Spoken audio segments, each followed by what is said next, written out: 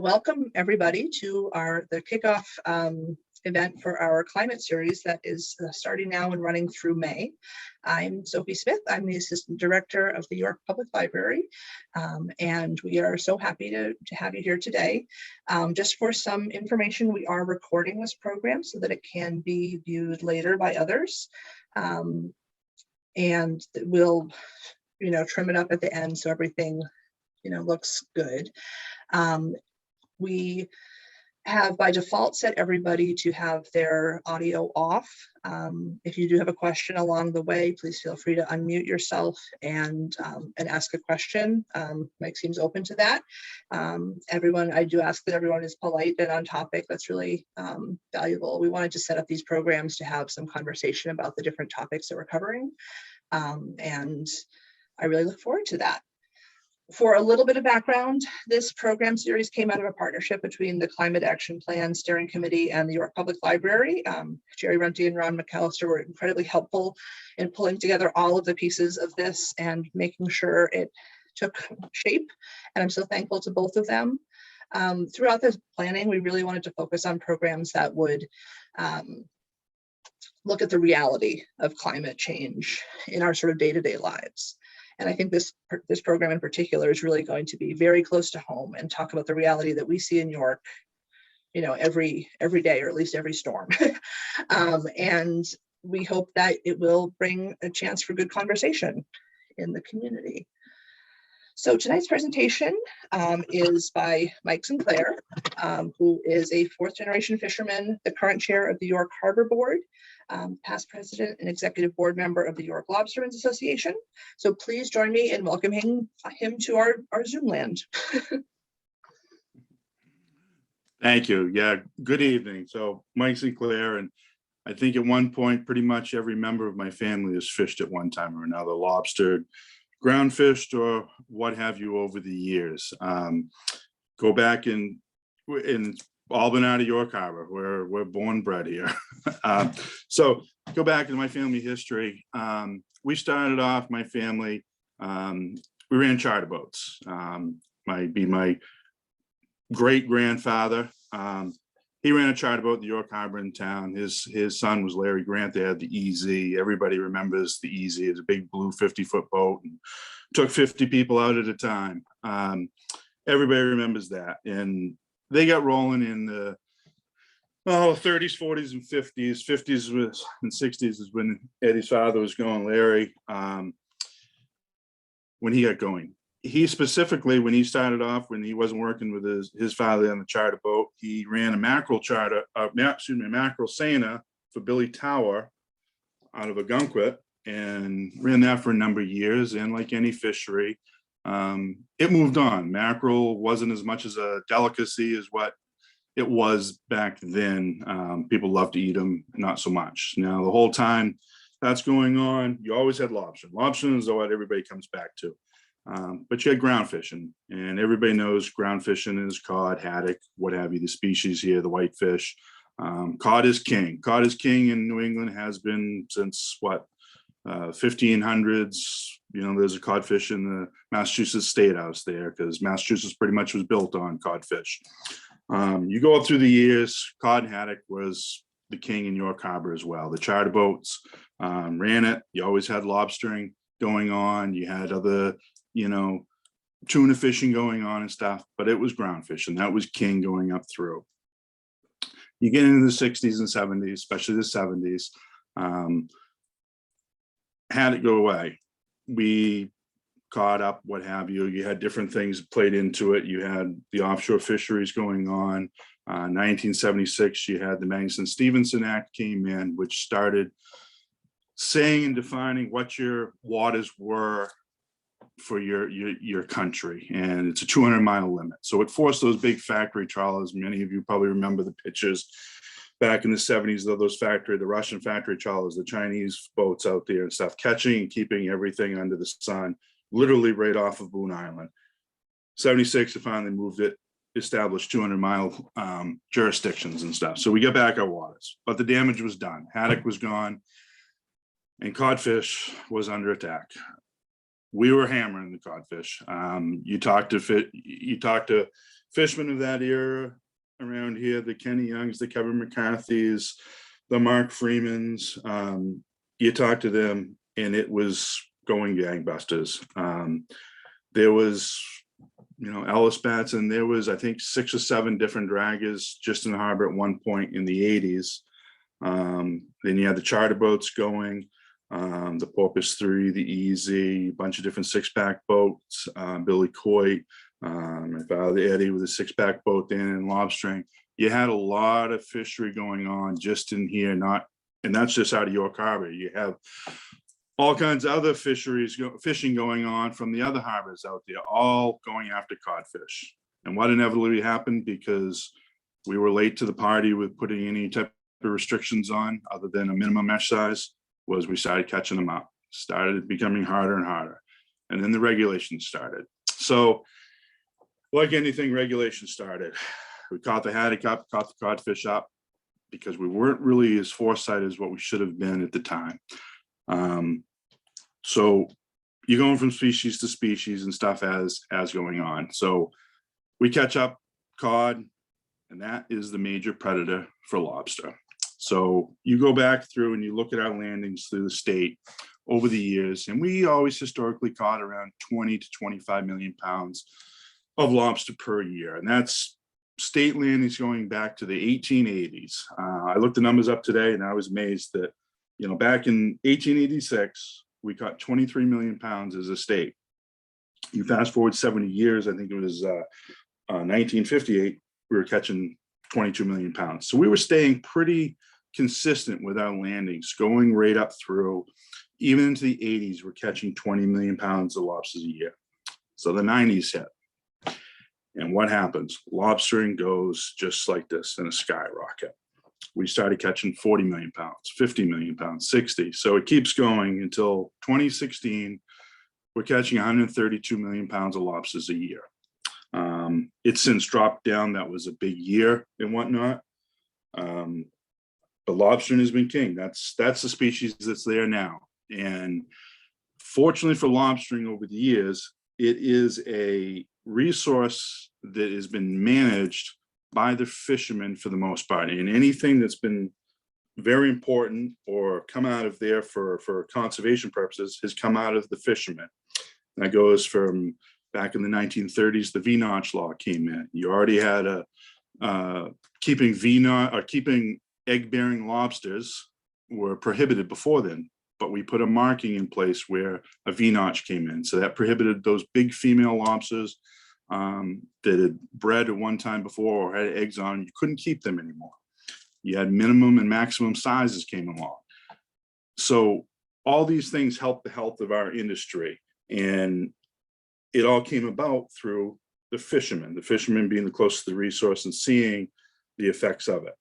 These other fisheries and stuff didn't see it. They were late to the game. I mean, I can remember going out with Larry grandfather, and you basically would shame somebody when they'd keep a small codfish, because we had people coming from Vermont, New York, upstate there, the party boat people, and they would keep everything under the sun. There was no thought to the future of fishing pretty much. And that's a recreational to commercial. It was catch what you can. However, lobstering has been kind of one of those success stories of management and keeping an eye on managing the resource properly. That being said, obviously the big one that everybody kind of comes to now is you keep hearing about whales, right whale whales specifically. I'm not going to say entanglements don't happen. They do. But the issue is, for me, from the point we've been dealing with whale rules since 1998 now, so almost 25 years, is we don't see these whales in inshore lobstering fishery. It's an offshore problems. And if you look at, can you show the guide, the slide there that says their water temperatures in their, it's the Gulf of Maine one there, Sophie? Anyways, so those whales have changed their path. There you go. Yep.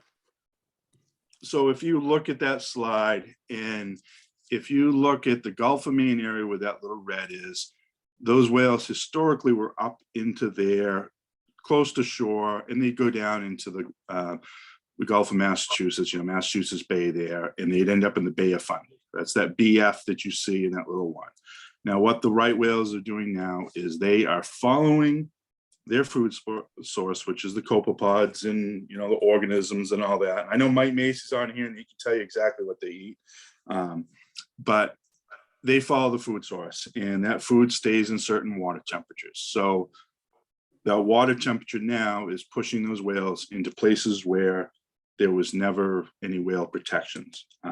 Again, inshore Maine, we've had one case of entanglement with a right whale, and that was in 2004. Unfortunately for us, is we were late to the party as far as marking our gear, so we don't get credit for it. So we pay the price and have to get in line with all these other regulations and stuff. I'll take a couple questions right now, because I know there's probably a few people with questions on whales and backgrounds of histories and whatnot.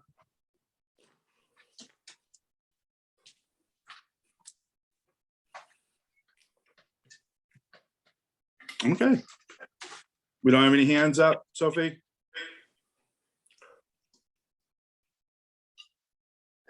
I don't see any questions right yet. If anyone would Perfect. prefer to put one in the chat, I'm looking at that for the most part, and I will relay them when I see them. Yeah. So again, feel free anytime to put something in, and anybody wants to ask questions or whatever. But go back to the history of the harbor. I mean, we were a vibrant harbor. You had Charlie Lord's dock, Skinny Vinyls. Dan Donnell had a restaurant over there. It was going. You asked Joey Donnelly, Carol there, the yacht club was booming and whatnot.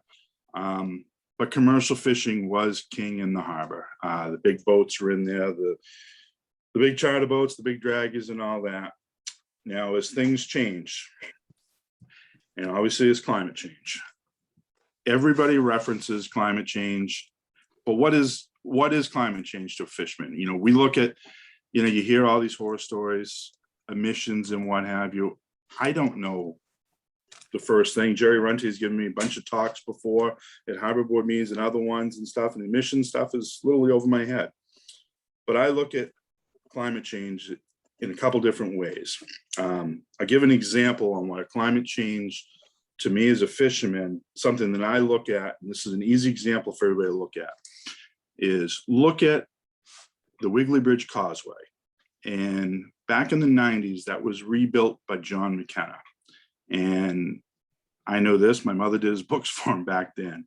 And they raised it up about a foot. And what they did was they basically just looked at the water line, where it was on that level of that causeway going out there, and they raised it up about a foot. Now, we all remember back in the mid to late 90s, once a year, once every once in a while, you'd see water lapping over that causeway. Now you fast forward to now, and we're getting it 7-8 times a year, 3-4 days at a time.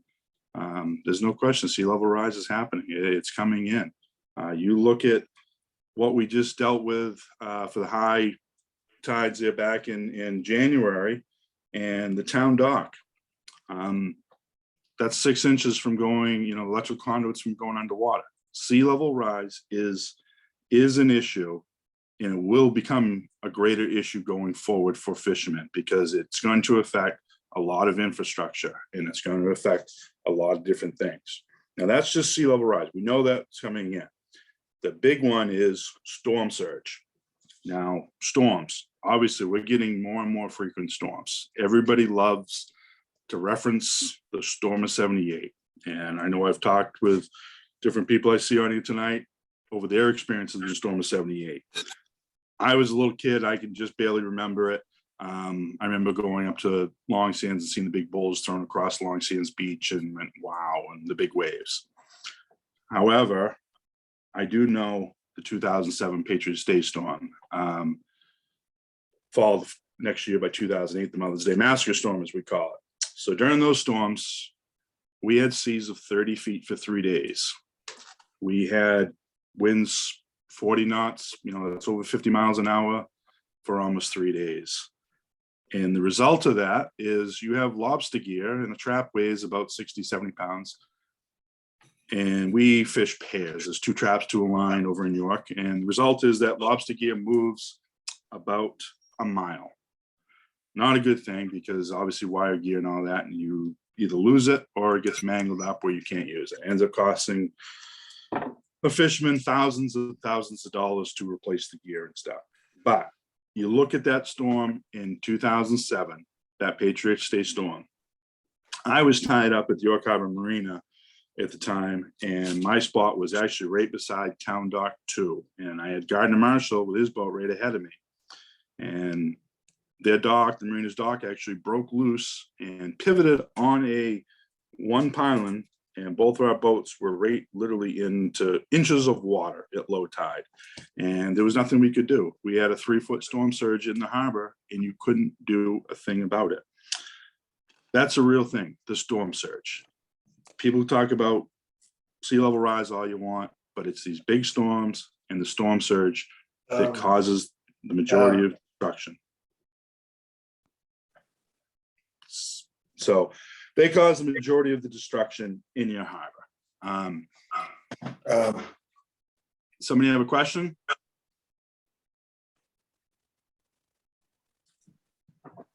I did have one question about going back to a previous point that you made about the about being Maine or York or whomever being late to marking their traps or their equipment that was in the water. Someone was curious to learn a little bit more about that. Sure. So what they used to have is we used to have to put literally a long red mark. You could spray paint it. You could put red twine in your buoy lines. You could mark it, and that identified you as basically an inshore fishery. But the problem was that red mark was used by people, all inshore fisheries, from Rhode Island to Massachusetts to Connecticut to New Hampshire to Maine, was all using a red mark as an inshore fishery. That being said, in Massachusetts, the whales winter in Massachusetts. So they're getting, you're going to have conflicts down there in there. Now, that being said, they've only found one incident ever of having a red twine, red marked gear wrapped up in a right whale. Now, what they've done is they've created a system there. Was actually, we as Maine lobstermen, we mark our ropes with purple. We've been doing this for about I think it's our 3rd year now we're doing it. And this is an inshore only Maine fishermen. We're marking it because, we've looked at the science and agreed from the leadership that the whales aren't up in our waters like they once were. And we want to get credit for it. But again, we're probably late to the party, and we're going to have to do a bunch of things and jump through some hoops to keep fishing as we are. Does that answer the question for the person, what the marking is? So everybody talks about whale rules. So currently right now, what we run for whales is we can't fish. We have to fish a certain diameter rope, which is basically no bigger than, I think it's 7/16 right now for inshore fishery. There's basically no floating line unless you're right up next to the very coastline. I mean, in 50, 60 feet of water, there's no floating line between traps. So there's no arc of rope that comes up in the water. That's good and bad. I guess it protects the whales, but we lose a lot of gear because of that. And you have other concern because of that. You can grapple some of it back, but again, when you fish and sink rope up on rocky bottom, it hangs out. So they're just checking, that New Hampshire and Massachusetts are using different colors so that everyone's kind of identifying their own. Yeah. Okay. Yeah, they are. And it's actually the marking system. You've got to be a Rhodes Scholar to figure out where you are now in different areas, because just for us off here, we have to have a purple tracer in. And then when you're outside a certain area, then you have to have a green tracer in, and you got to have a certain amount. You have to have at least three markings of purple on your buoy rope, and then a green marking somewhere in there if you're outside a certain zone. So you really got to be paying attention on these markings to try to be in compliance. Okay. Someone else had a question sort of about like how you're referencing, you're not getting credit for sort of doing the work, or not catching, I guess or trapping things by accident. Is that a financial penalty that you're running into, or is it just like the understanding of the community? So we've been fishing with breakaways and breakaways on buoys since the late 90s. And a lot of places never had them. Canada never required any type of breakaways, any type of smaller ropes to be used or anything like that. So during that whole time, we're not getting any entanglement because we're not seeing the whales around here. But at the same time, those whales are shifting their migratory patterns, and they're starting to go further to the north and further to the east, and getting into those waters where there isn't any protections for the whales. And in 2017, I think there was 20 right whales that were killed, directly attributed to Canadian fishery, ropes and entanglements, and that's in addition to all the ship strikes that you get up in that area, because once you start getting up in that Gulf of St. Lawrence, you're in the major shipping area. That helped the question there on that, where we've been doing things for whales for many years, and it's not an issue up in Maine inshore waters. But we don't get we've never got an attaboy or anything like that, because we've done it. We've been very good about compliance. You talk to the M1s and we're in compliance, because you talk to any fisherman, and we want to be good stewards of the ocean. And nobody wants to catch or entangle anything. And you look at videos of that stuff, and it's terrible. It's horrific, and nobody wants to see that. But there's ways for things to coexist. Hey, Mike, can I ask a quick question? What exactly are the weak links that are expected to be placed in the rope? Can you explain how those will work? I was actually out fishing today with Sam Sewell, and over the hauler, I couldn't really hear exactly what that's going to look like. So, and then I'll have a quick follow-up on that. So there's a couple different ways. They're talking about, there's a couple ropes that have been tested. They have rope testing machines, and what they do is they test this rope to see where the breaking strength is on it. It has to be under 1,700 pounds, 1,700 pounds and under. Basically, that's what they're going to consider as the breaking strength. So you can either put in a short piece of this rope that supposedly will break under 1,700 pounds, or they're going to come up with its own plastic little, similar to basically like a swivel, and that's going to be the breakaway point right there. The recommendations that I've gotten from the different gear specialists, and his name is John Higgins in Maine, is to go with the plastic breakaways, because that's an engineered thing. It's been stamped, it's been approved, where a rope might not be. A rope could be a higher tensile strength on it, because as you know, the rope company, they have to build something, and they have to build it to standards to not break. They want to keep it together. Okay, so my follow-up to that is, even today we got into so many tangles of gear with all the gear moving around with the recent storms. Yeah. If you get a little pile up of gear, will that weak link break away under those types of under that kind of tension, or do you think you'll be safe there? Because I think splicing in weak rope or using some kind of plastic thing that may or may not go through a hauler sounds like an awful lot of labor for something that might jeopardize some gear. If you were asking whether it's going to be a safety issue, the answer is yes, but federal regulators do not take the concerns of the fishermen into place of that it's a safety concern. I know before we have these weak links that are going to be built into this, when you have storms and things get tangled up and you haul them up, you do have parting already before you even put a weak link in, and it is dangerous. You have ropes flying around your head and things breaking loose.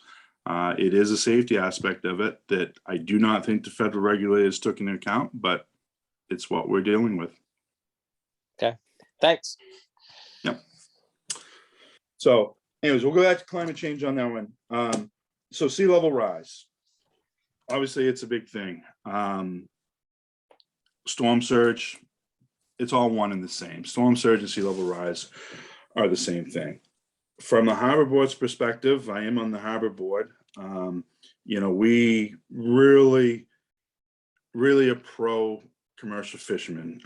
It's a state goal, it's a state mandate. And frankly, it's what our history of the state is to keep commercial fishing going and to promote it. The concern is that, you talk with different fishermen, is that, this climate change, the sea level rise and storm surges, the infrastructure, the docks that we work out of.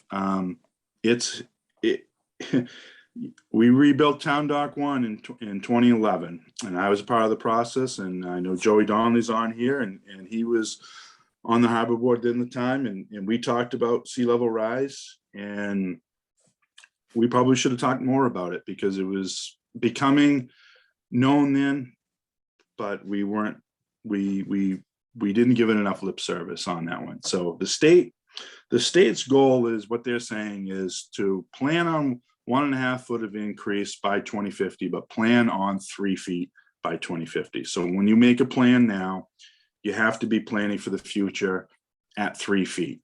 We're in the process of the harbor was in the process right now of looking at an ordinance change to make neighborhood docks.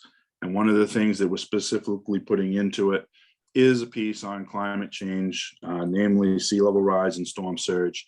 And it's basically just making a new dock be required to be about 3 feet higher than what normally it would be. Currently it's about 1 foot over what the high astronomical tide is, and what you're going to do is basically required to be 3 feet over the high astronomical tide, giving us a little leeway. That way these docks stay in place for 100 years or more now. So obviously John Hancock Wharf, the oldest commercial dock in North America, so it's been there for a long time. But eventually, even at the level that it's been built at, you're going to have water going in the parking lot down there if the projections hold true of what we're seeing. It won't be in my lifetime, but it will be in underwater, probably up that parking lot. So sea level rise, obviously a big concern. And then you look at water temperatures. Water temperatures are huge. Sophie, do you have that slide on water temperatures? Yeah. Go back to that one you just had there. Oh, there you go. And this is a perfect one. This is the lobster one. Okay. Water's warming. In Booth Bay Harbor, there is a buoy up there, and they've been monitoring the water temperatures since the early 1900s, over 100 years. And you can see fluctuation of temperatures over the years. And again, it's in Celsius, and you look at it, and it's not a huge jump. You're going from like 8 degrees Celsius till now, where you're looking at almost 11 degrees Celsius, 3 degrees Celsius change. Now, you look at temperatures and it's only, a couple degrees in Celsius scale. Doesn't seem like much. Now, lobsters. I'll go back to the biology of lobsters. Lobsters have little magic numbers where when they hit certain temperatures, they do certain things. When you get pretty much anytime you start hitting 48, 49 degrees or so, those lobsters start moving around and they get very active. The warmer it gets, the more active they get. As they're trying to retreat from even warmer temperatures, they're really moving from them. That being said, when you get colder temperatures, you get to 42, 43 degrees, and it's an amazing process. I've watched them in some of the lobster tanks down at Maine Coast, Tommy Adams' place down there. We were talking water temperatures one time, and he had his tank set at about 42, 42 and a half degrees. And they do that for shipping purposes. And you look at those lobsters, and they basically are laying there with their claws, just, they're dormant. They're not even moving. But you raise that temperature up a little bit more, 48, 49, 50 degrees, and they start getting very, very active.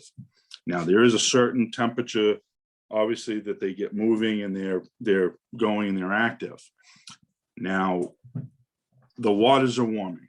So you look at this temperature, a map here, and you see where the lobster density is. And there's a couple things to look at with this one after, but you look at this and, the species, the water temperature is a little bit cooler and stuff. Well, that's from the other one and stuff, but anyways, so you look and the water's warming up. Look at the species abundance. You see the species abundance. It's going up considerably. Water's warming. Lack of predators.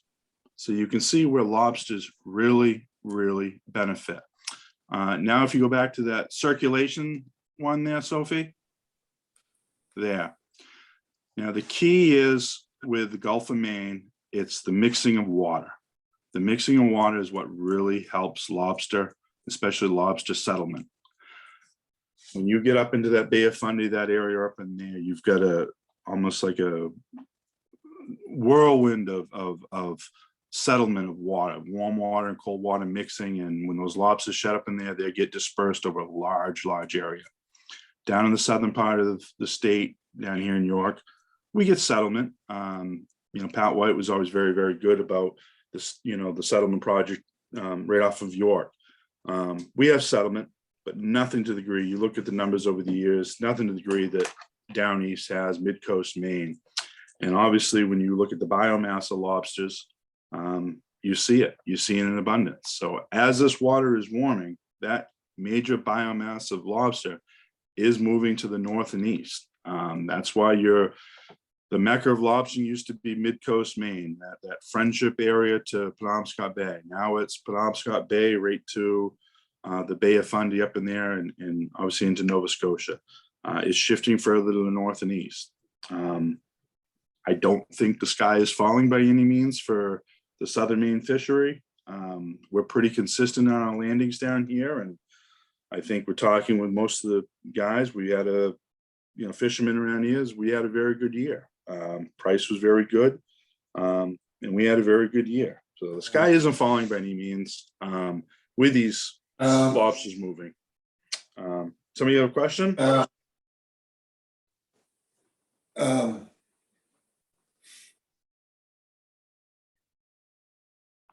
Guess not. Oh, something in the chat. A few questions. There are some questions in the chat. So there is a question here. What impacts are you seeing with the gradual warming of the Gulf of Maine? I think you addressed that a little bit, but want to elaborate?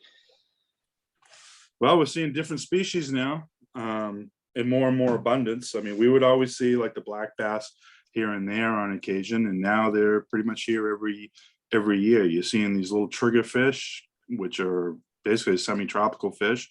We're seeing them. We're seeing different species of invasive crabs. The Asian crab is now more and more prevalent up here. Obviously, the green crab is more. It's established completely now, and hopefully, there's some work for some aquaculture of getting a green crab fishery. You look at this, this slide right here, and it shows the species. Back in the 80s, cod was king. You had lobster fishery, but again, the 90s, 2000, lobstering was huge because you didn't have the predators. You just, the heron is one of those ebbs and flow species there where they're there, but the problem is the copepods and stuff they feed on don't come up into the traditional areas as much as what they once did. You just don't see some of these species. They're staying further and further offshore. We have other species like pogies that we would see here on the southern coast, usually every other year, something like that. And then you wouldn't see them for a couple of years. But now those species are down mid coast and even going towards down east when they never ranged further than Casco Bay area. So there's definitely species there that have changed. The migratory patterns have changed.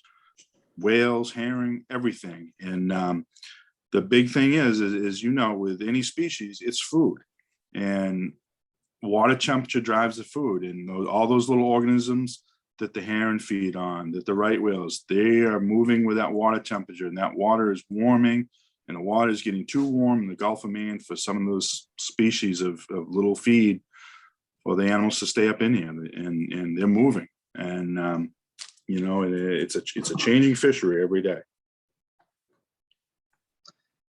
And what was my other one? There's another question here. Yeah. What do you think can be done to protect against the sea level rise and storm surge? Who should do it? Plan it, fund it, etc. Well, planning's already happening. State has already got guidelines out for all planning for municipal boards and what have you. We're kind of late to the party with in town of York with sea level rise. We've got it built into some of our ordinances, but the issue is with sea level rise is we have a lot of property that if you had a 3-foot increase in sea level rise is going to be underwater and is going to be affected. That's a huge tax basis. I mean, I think the numbers I saw was pushing towards $1 billion of taxable property that would be affected if we had a 3-foot rise in sea level. And the projection is by 2100 to have a 3-foot level. So it's something that has to be addressed. You have to start planning now for the future. Everybody has to look at it as not just a sea level rise thing, is a storm surge thing, because these storms are getting more and more frequent. Again, everybody references that one in 1978, the storm of 78, 3 feet of snow and the wind and the rain and Boone Island being washed out and what have you. But in 2007, we had 30-foot seas for 3 days and 50 knots of wind. Thankfully, it didn't hit on an astronomical tide like the storm of 78 did. But the destruction, the seas and the wind were greater actually than the storm of 78. We were just fortunate enough that it didn't hit on an astronomical high tide. 2008 big storm. We've had another one. I think there's 5 storms now that are within the threshold of what a storm of 78 is in the last 20 years. So they're getting more and more frequent. It is, I mean, the scientists, you listen to them, and it's a product of climate change there, that these storms are getting more and more frequent. Obviously the sea level rise, it's rising, and you're going to have something has to give. You have to have something give, and it's our infrastructure, our docks, our roads, anything around the water is starting to give, and we have to start planning for the future. Do you have a good resource that, or know of one that shows the sea level projections for York? I've seen some floating around, but I don't know if there's one available. I would ask Jerry Runte, because I think that's things that the CAP plan has taken into account and pulled a bunch of different things into their plan with the CAP plan, because I know they gave a presentation, the CAP committee gave a presentation to the Harbor Board specifically on sea level rise and climate change. And that was a part of their study, and they had some really good information. He might have that stuff or can link it to everybody in the chat here. Sure, I think he's willing to talk about it if we want to let him go. Sure. I could just briefly address this. The Climate Action Plan is more or less in its final draft form, and it's actually this final draft is being presented to the planning board tomorrow night, and then there'll be a public hearing on it on the 28th. But I have to say that when you look at one big component of what the plan did was to do a vulnerability assessment.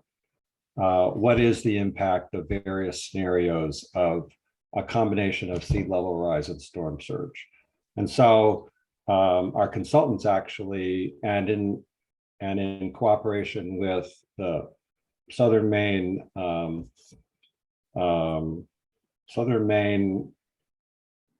Regional Planning Commission, SMPDC, has been doing a lot of work looking at the entire seacoast from Kittery all the way up to Scarborough, and have been putting together some fairly detailed projections of what the impacts might be. And that stuff is already available at their website.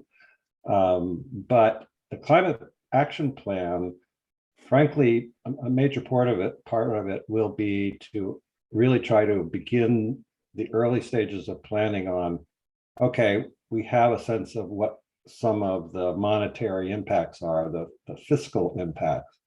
What do we need to do as a town to organize and start to do it? And part of it has to do with things the town can do. But there's a substantial amount of money coming out of the infrastructure bill that was just passed, that the way it's managed is it comes through the state, and then the state brings it. We go to the state to get it, we meaning the town of York. So there's a potential for substantial external funding to do the things that need to be done. The water district and the sewer district have already looked at this in some detail, and they have their own internal plans for how they will deal with it.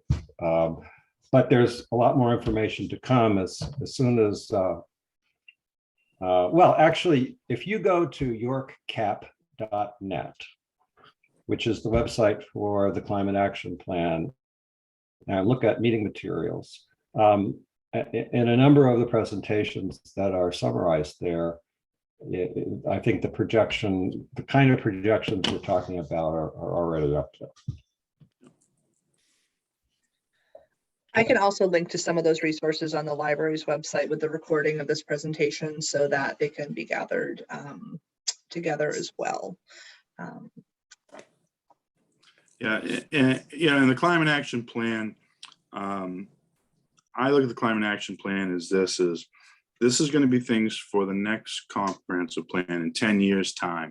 These will be the issues that we'll be tackling in 10 years time, because this climate change is not going to go away. And if we do not start planning for the effects of it now, it's going to be major issues down the road.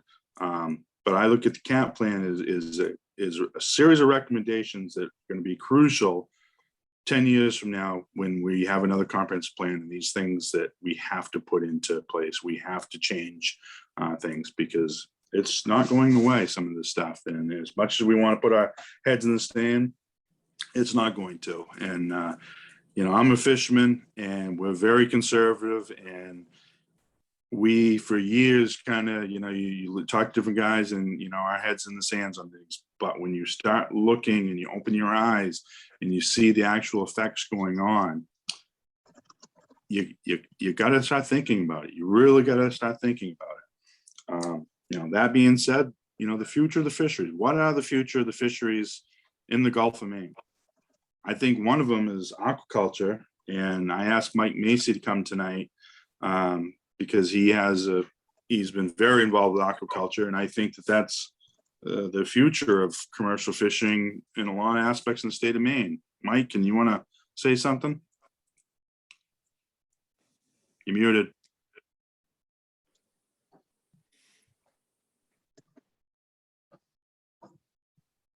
Still muted.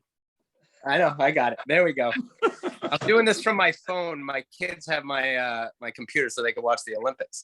Yeah, I don't know how much you want me to elaborate, but aquaculture is incredibly diverse with operations that run at all different levels of scale for all different species. Some of them are remarkably sustainable and eco-friendly. Others are not. So here in Maine, the big aquaculture species are oysters and salmon. And so those kind of show you the two opposite ends of that spectrum. With salmon, obviously you have to feed them. And so you're converting biomass, and you're taking fish meal, and you're harvesting, 5 times as much fish to turn that into, 5 pounds of fish, whatever it may be, herring or what have you, to turn it into 1 pound of herring. So from a sustainability perspective, not your best seafood choice.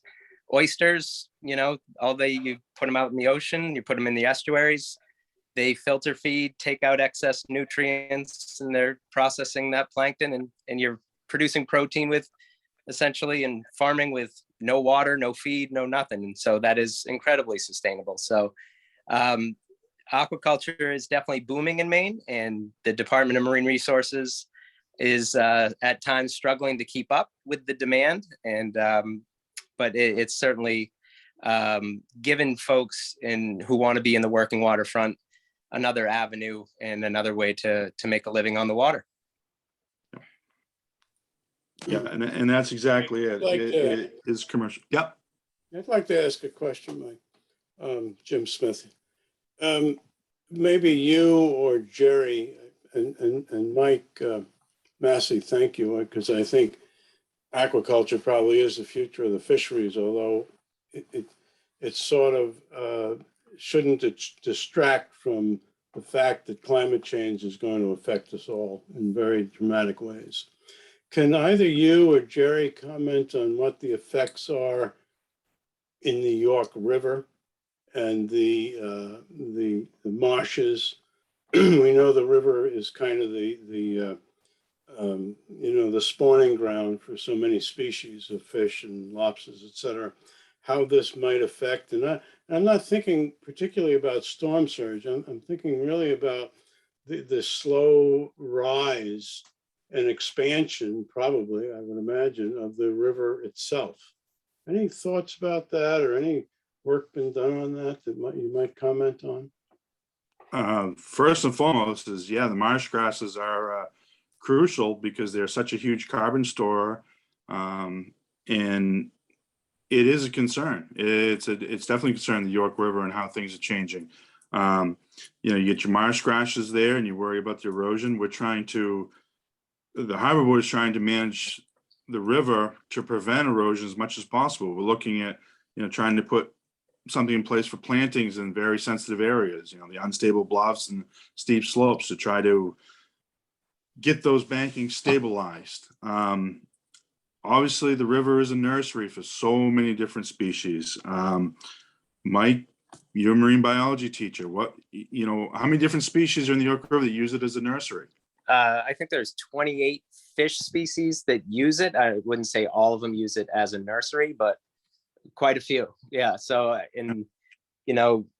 there's going to be hopefully more studies where they can look at, eDNA and pull that out and see if there's even more. But I think just the Fike net studies, the trapping studies, identified 28 species that go into the York River. Whereas most of us that fish in the York River know that there's striper and flounder and things like that we like to eat. But yeah, there's actually a lot more species that are using that river.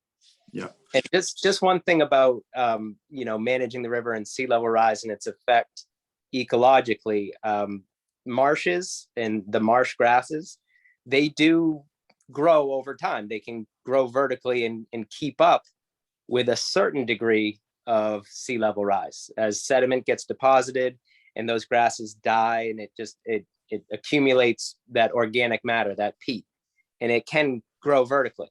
So a big question is, will the marshes that we have be able to keep up with sea level rise, which would be great because it protects inshore habitat and it protects property and things like that. But at the same time, if you don't have uplands where the marsh can expand into, if it's all developed, then you could have trouble there in certain spots. So and I just want to echo what Mike said about, protecting some of those uplands with those unstable bluffs and the steep slopes.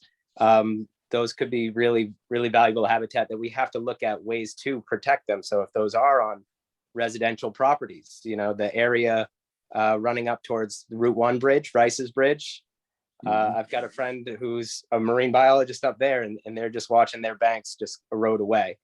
And all that material is going to end up in the harbor, which means more frequent dredging. And so we really should take a look at the best ways to protect those areas.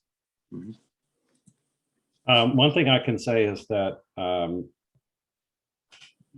climate plan recognizes the value in the marshlands in particular in terms of just from a resilience standpoint. I mean, they absorb water's impacts. They reduce erosion along the shore, along the riverbanks. To a certain extent, they might mitigate some of the inflow of salt water into the water table. And yeah, they are of them to themselves. Roughly the greenhouse gas absorption rate of wetlands and marsh grasses in particular is almost 40 times the equivalent mass of woods in the forest. When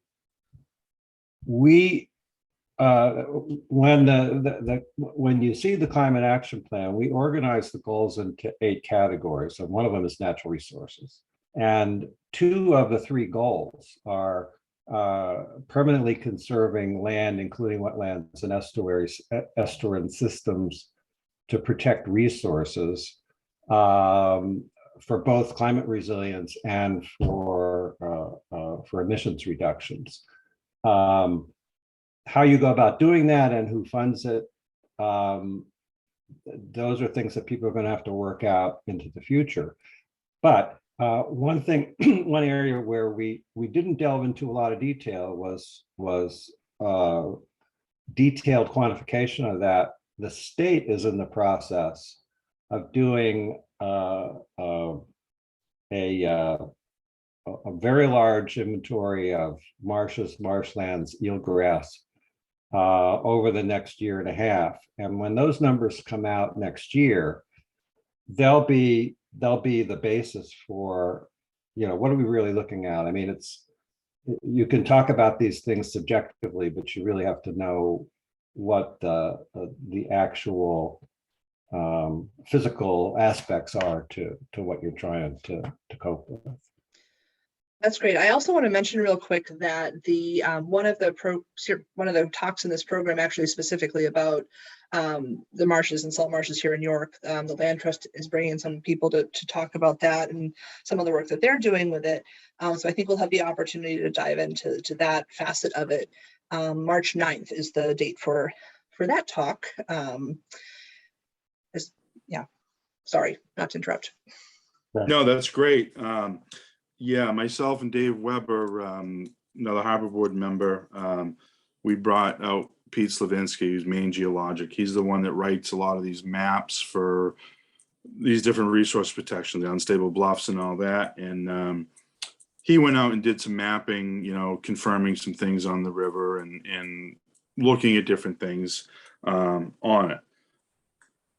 Again, it matches up, with what the maps are and stuff, but the state, I know, is actively looking at maps and making sure everything matches up to what they had, because some of that mapping was done 10, 15 years ago, but they are actively updating all their maps.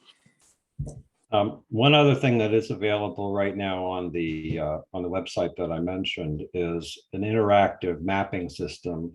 If any of you have seen the GIS maps that the town has that shows every single parcel, there's an interactive bit of software there where you can put in a specific scenario for a combination of sea level rise and storm surge. And then you can screen what kind of impacts, is it going to be properties? Is it going to be culverts? And you can actually see pretty much real time who and what is vulnerable in town. And that includes going up the river. Yeah. I see somebody with a hand raised there. Yeah, Was it Renee? Yeah, thank you.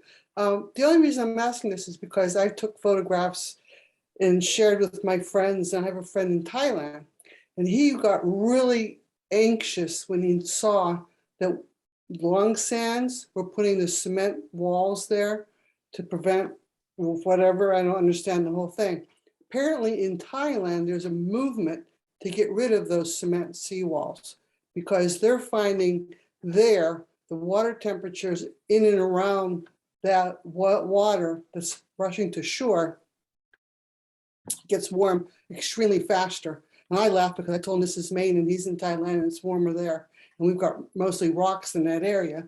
But do you know anything about that? And how much more seawall, cement walls are going to be installed? And will that have an impact?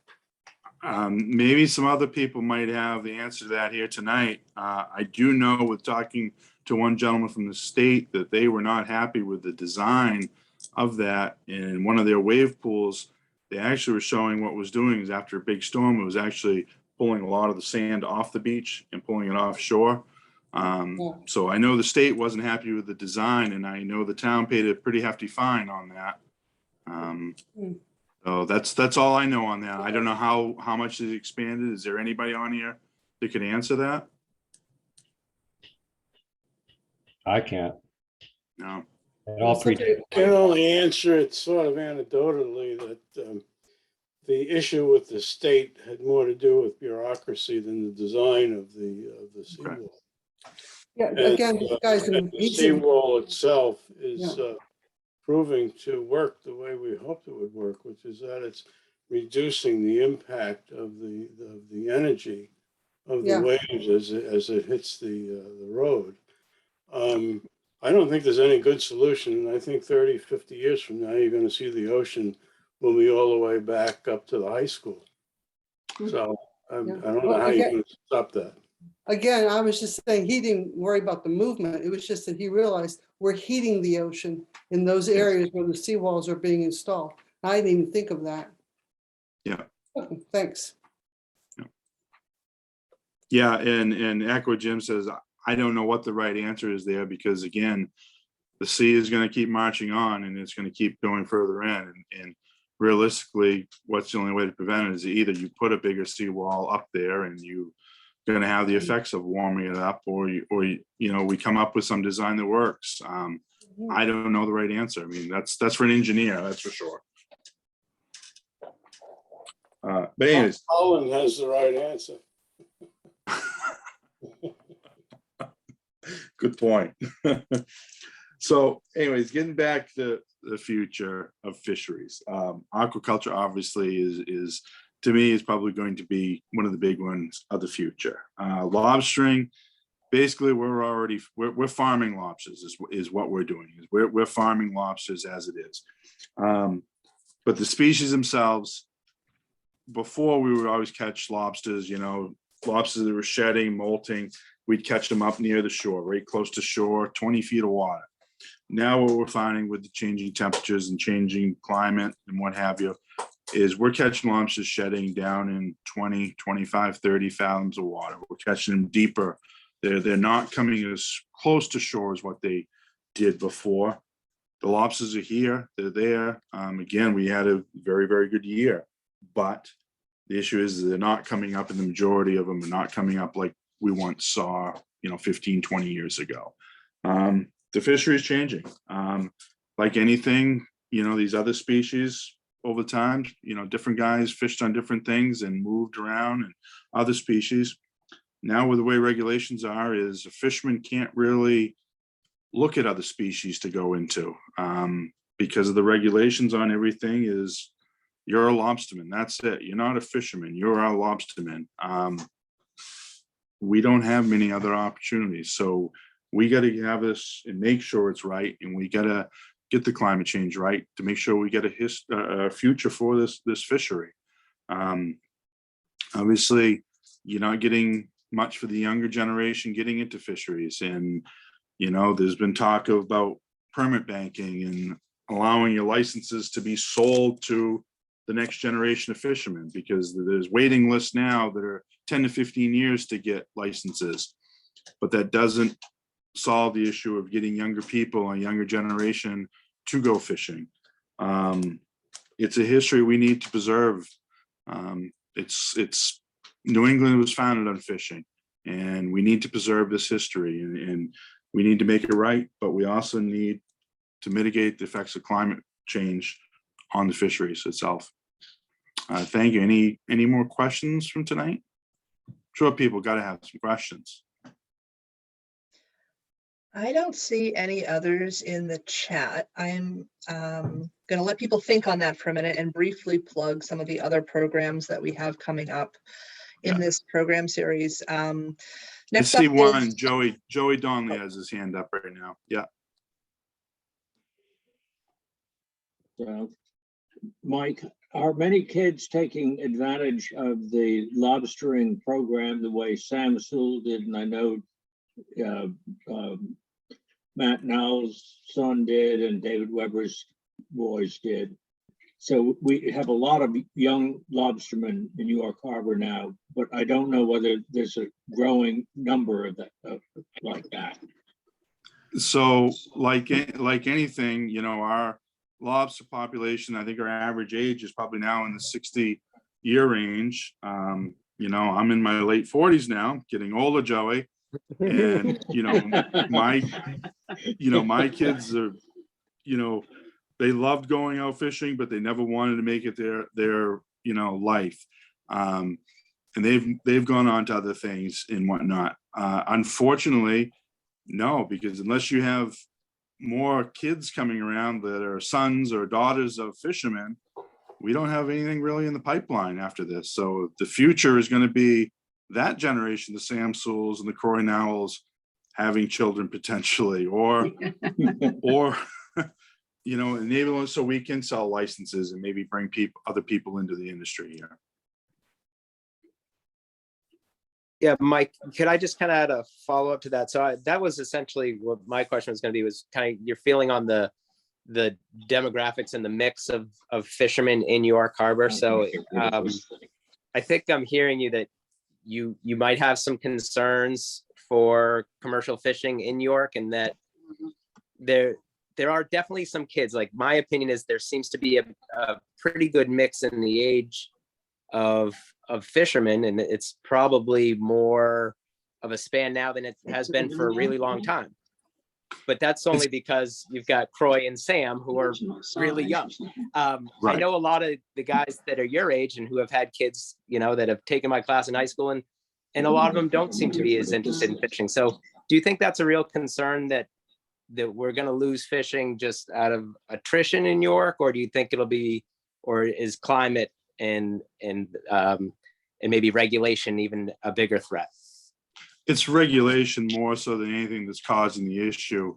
You know, my personal opinion is every town should have developed because we're territorial. Lobstermen are territorial, simple as that. But every town should develop how many fishermen can your town support, and have that, and try to keep those licenses locally. You know, currently I buy a lobster license in the state of Maine. It's over $1,000 for my license now, with trap tags and trap fees and all that. But I only have the right to fish from the Maine-New Hampshire border to basically Portland. It's called Zone G. The state is broke up into 7 different zones. I can't just go and pick up and move my operation and buy a house up in Eastport, Maine, and become a fisherman up there. I have to stay from Kittery to basically Portland, Maine, Casco Bay. Scarborough, I think, is the line. So my license only permits me to fish in that area. You go to other places in the state of Maine, Stonington, Maine. There's 5,500 licensed lobstermen in the state of Maine right now. Stonington, Maine has 948 lobstermen. They are the biggest port, obviously, in landing-wise in New England. Value-wise, they're behind New Bedford because of scholarships, but that is the largest landings come in Stonington. But 948 lobstermen in that town. That's it. That's Mecca of lobstering stuff. But I think that the individual town should be able to have a say-so in how many fishermen that should stay in an area. There's some not to go into lobstering. Great, thanks, Mike. Yep. I have a question and a comment here. One from Martha Donnell they told their son not to go into lobstering. I don't know if they want to say more on that. But then there's also a question here about the farming of seaweed. Is that a part locally of aquaculture in this area? Which might be a question for Mike. So I'll answer Martha's question. I had the same conversation with my boys. As you know, Martha, I've talked to you about it before, was fishing is getting harder and harder. Expenses are going up more and more. And the investment somebody has to come up with to get into this fishery is pretty extreme. You know, you're talking $100,000 for your basic minimum boat now. You're going to have probably another $100,000 investment just in the lobster to get it going. So you have a $200,000 investment, and you're trying to tell a probably 10-year-old kid that if you want to get in this fishery, this is what you got to be pretty much raising to start your lifestyle at 18. They just, it's a hard sell to some of them. That's why fishing families are huge and trying to get, keep the next generation into it if possible. But yeah, I had the same talk, Martha, with the boys, as you know, and I said, you go where your heart says and stuff. You can always go and do things around the water. It's great to love the water, but you know what? If your heart's not into going lobster and making your living, don't make your living. Don't get forced into it. So what was the other question? It was about Seaweed. aquaculture farming of seaweed. so. You know what? So that's a tough one there. So there's a couple things with aquaculture. So I remember as a kid, I used to go out with my grandfather, Grant, and we used to cut seaweed. He used to sell it to Foster's. They used to do their clam bake. We'd go out, we'd fill a whole skiff up with seaweed. We'd just go right around the corner on Western Point and we'd cut it there. Or we'd go down the left side, go behind Black Rocks by Harbor Beach, and we'd cut the seaweed there. And we'd bring it to Foster's, and there you go. We'd fill the back of a truck up and bring it up, and they'd use it for clam bakes for the weekend. Now, that being said, there is an issue obviously with the riparian rights of property owners. In the state of Maine and Massachusetts, they recognize that property owners own to the low tide mark. In other states, the 48 other states in the United States, because it also includes, even these landlocked ones, recognize that it's only to the high tide mark. It's a hard one. Maine and Mass, it's one of those old Commonwealth of Massachusetts laws there. So property owners own to the low tide mark. And that being said, the state has had some interesting rulings on harvesting of seaweed in that intertidal zone, where they've actually ruled in favor of it as the shore front owner's property, and you cannot harvest it. So that's a tough one. Actually, I think Mike Macy, I think we talked about that at one point. Have they changed that ruling on that? Do you know? No, but I think there's a lawsuit. Yeah. There's some efforts to overturn that and make us more in line with what most states do. So that'll be an interest. But as far yeah. With seaweed aquaculture is another thing that is most definitely booming. Like the locations where it's typically done, I believe, are more in protected bays with more depth. It wouldn't really work locally. I think the species that's most commonly farmed is sugar kelp, which is a winter crop, so to speak. It grows best in the winter, and so that can be used to supplement, when lobstering gets a little bit slower, particularly around this time of year and heading into spring. Some folks and harvesters have turned to that, but you need deeper water and more protected water than you have, I'd say south of Portland. And so I think a lot of it, you get into Casco Bay and some of the more protected spots, and it's booming up Maine a little bit. Yeah. Yeah. And actually there's a plug here for, we just had a woman come in front of us in the harbor board. And she's got a business she's just started about sea salt. And what she does is goes out, her name's Lauren Mendoza, and I have her name of her company or somewhere. I have to look for it. But they go out and they collect water. And then what they do is they evaporate the seawater. They go offshore and get this water. They pump it into tanks and they bring it in and they evaporate it. And they collect the sea salt. And they've been selling to restaurants and, high-end ones and marketing it. It's a very interesting idea, very interesting commercial idea, and the harbor board really got behind her for this because we think it's it's a nice little commercial business that's starting, and this is her only source of income. She's trying to grow it, her and her husband. She's the sole employee. I think her husband is doing a lot of the legwork for her, the heavy lifting and stuff, but it's very interesting, very promising, I think, for her. And but yeah, there's some interesting things out there for other aspects with water, aquaculture and fishing. Mike, I'd like to just mention, it's worth mentioning that there's a demonstration project, I think it's moving towards commercial, to grow deep water seaweed, kelp. in order to act as a carbon sink and sell those credits. And then eventually what will happen after you grow enough seaweed and enough people will buy those credits from you, you sink the seaweed into thousands of feet of water. And I think there's a little bit of, so then what happens to the bottom where it sinks? But meanwhile, this is a genuine venture that's being well funded out of Portland. I think, Mike, sounds like you're familiar with this. And this is also another aspect of mariculture. Yeah. Yeah. Yeah.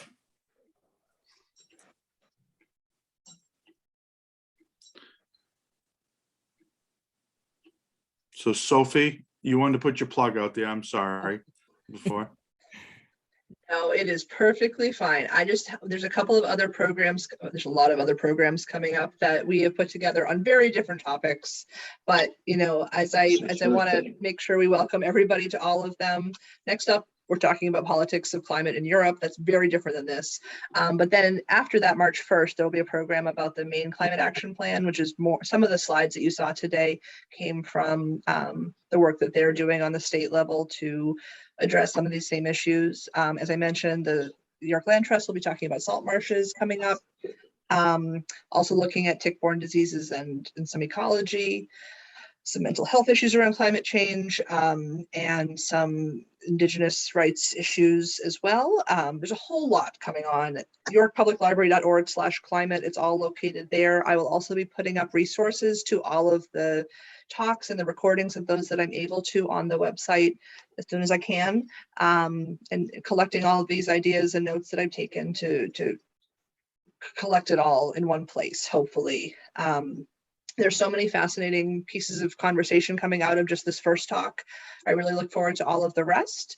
And I do want to say, I mean, we put together this program with a lot of different facets of the conversation, and there are so many more. So if you have an idea for a person or a topic that you would like to see covered, let me know. I mean, I'm happy to help make programs happen for the library, and specifically for those who are interested the community here in New York. But other than that, it's getting late. I'm sure that Mike has probably had enough Zooms for the day, and we can, unless there are other questions, I will stop my bit. And let's see, I don't think there are. So thank you all so much for coming out tonight. And I would look forward to seeing you with some of the other programs in the future.